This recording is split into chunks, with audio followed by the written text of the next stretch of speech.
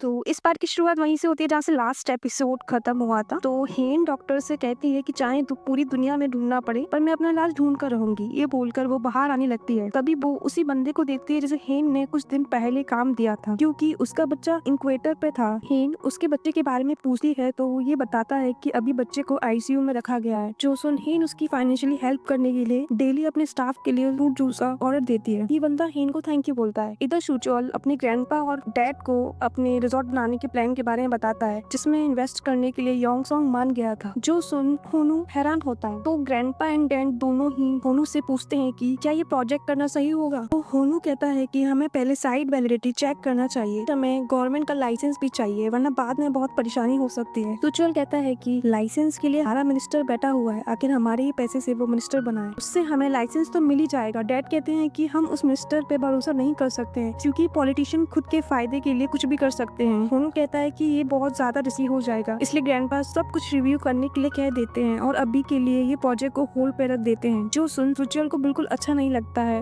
Then होनू को उस hitting ground के केयर टेकर का कॉल आता है, जो बताता है कि उस दिन एक गैस डिलीवरी मैन आया था, जिसके कार का डैश कैम फुटेज मैंने ले लिया है, लेकिन जिस दिन वो जंगली सुअर वाला इंसिडेंट हुआ था वो फुटेज मिट गई है, क्योंकि डैश कैम का मेमोरी कार्ड बस 8 GB का था। होनू उसे भेजने के लिए कहता है, जिसको होनू एक टैक्स शॉप में पुराने फुटेज को रिकवर करने के लिए देता है। इधर घर पर सियोली चेयरमैन के लिए खाना डिसाइड कर रही थी, लेकिन बॉम्जा ने भी एक शेफ और एक न्यूट्रिशनिस्ट हायर किया था, तो उन दोनों के बीच बहस होने लगती है। चेयरमैन को कौन सा खाना दिया जाए, तो सियोली अपनी कुछ ज्यादा ही हुक्म चला रही थी, तो बॉम्जा आ जाती है और कहती है कि जो खाना तुम मेरे डैड को खिलाती हो वो उससे पहले तुम्हें ही खाना पड़ेगा, ये चेक करने के लिए कि कहीं किसी ने उसमें कुछ मिलाया तो नहीं है। सियोली बाकी सबको बाहर निकाल देती है और दरवाजा अंदर से ब्लॉक कर देती है। फिर एक भारी चीज उठाकर किचन के कैमरे को फोड़ देती है। फिर वमजा का हाथ मरोड़ कर उसकी धुलाई कर देती है, इवन उसके पेट पे एक जोरदार पंच भी मारती है और वमजा को वार्निंग देती है कि दोबारा मुझसे पंगा मत लेना, वरना तुम्हारा इससे भी बुरा हाल होगा। जब वमजा इस बारे में अपने डैड को बताने जाती है, पर डैड को उसकी बात पर बिलीव नहीं होता है। उल्टा वो कहते हैं कि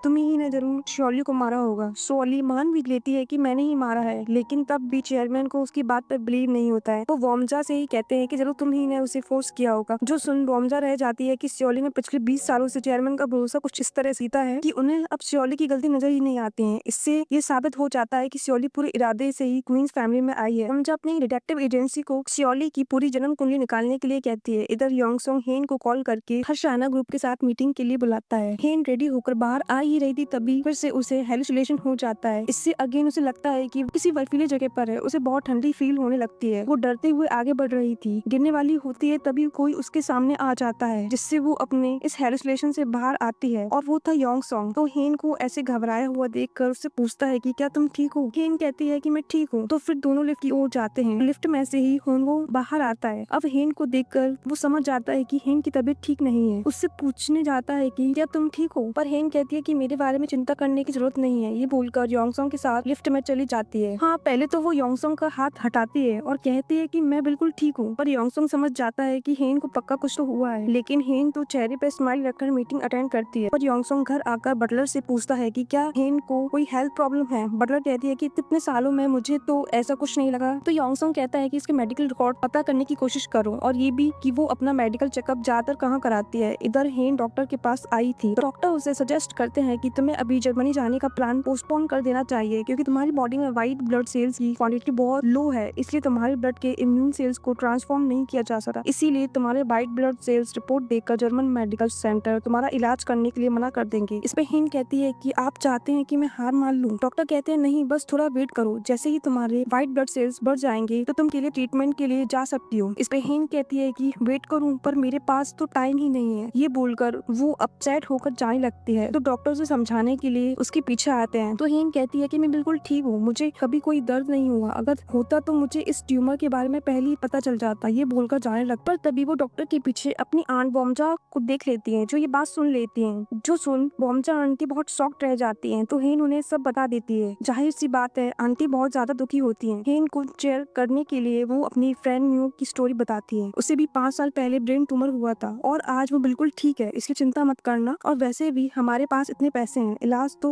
हो ही जाएगा, इसलिए तुम बिल्कुल भी टेंशन मत लेना। हेन कहती है कि मुझे अपने इलाज का टेंशन नहीं है, मुझे आपको लेकर टेंशन है कि आप ये बात किसी को बता ना दो। तो वॉमजा उसे प्रॉमिस करती है कि वो ये बात किसी को नहीं बताएगी और उससे पूछती है कि क्या इस बारे में होनू को भी पता है।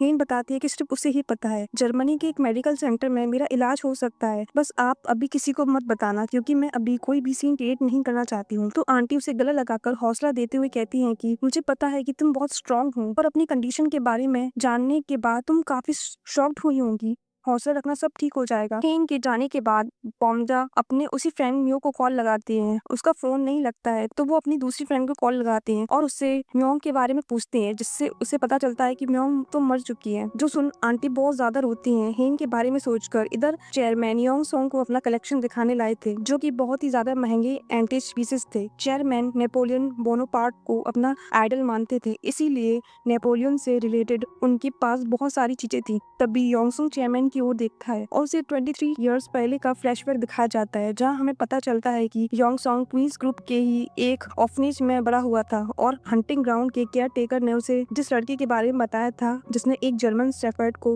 बेरहमी से मारा था, वो 13 साल का बच्चा योंगसोंग ही था। जब चेयरमैन ऑर्फनेज के बच्चों को नेपोलियन की कहानी सुना रहे थे, जो कैसे एक गरीब घर में पैदा होकर अपनी महल से फ्रांस का रूलर बन गया था, इसलिए वो बच्चों से कहते हैं कि सपना बड़ा देखो तभी तुम्हें बहुत बड़ी सक्सेस मिलेगी। तो उनकी बात छोटा योंगसोंग और एक छोटी लड़की बहुत ही ध्यान से सुन रहे थे। Coming back to present, chairman Napoleon के एक पेंटिंग की ओर देख रहे थे। योंगसोंग कहता है कि मेरे पास नेपोलियन की एक बहुत ही अच्छी पेंटिंग है जिसमें वो एक मिलिट्री यूनिफॉर्म में है, तो मैं उस पेंटिंग को एज अ गिफ्ट आपको देता हूँ। जो सुन चेयरमैन तो बड़े खुश होते हैं, पर हम देखते हैं कि इसमें भी योंगसोंग और बटलर का कोई प्लान था। इधर हेन अकेले ही जर्मनी के लिए निकलने लगती है। आंटी उससे पूछने लगती है कि तुम अकेले क्यों जा रही हो, क्या होनू तुम्हारे साथ नहीं जा रहा। हेन कहती है कि वो बिजी है। आंटी कहती है कि फिर मैं तुम्हारे साथ चलती हूँ, पर हेन कहती है कि बस एक छोटा सा टेस्ट होगा, उसके बाद मैं चली जाऊंगी, इसीलिए मेरा चिंता मत करो, मैं ठीक हो जाऊंगी। ये बोलकर हेन अकेली एयरपोर्ट चली जाती है। और इधर बॉम्चा आंटी तो हेन के बारे में सोच सोच कर परेशान हो रही थी, क्योंकि अब उन्हें तो पता था कि ब्रेन ट्यूमर की वजह से ही उनकी एक फ्रेंड की मौत हो चुकी थी, इसलिए वो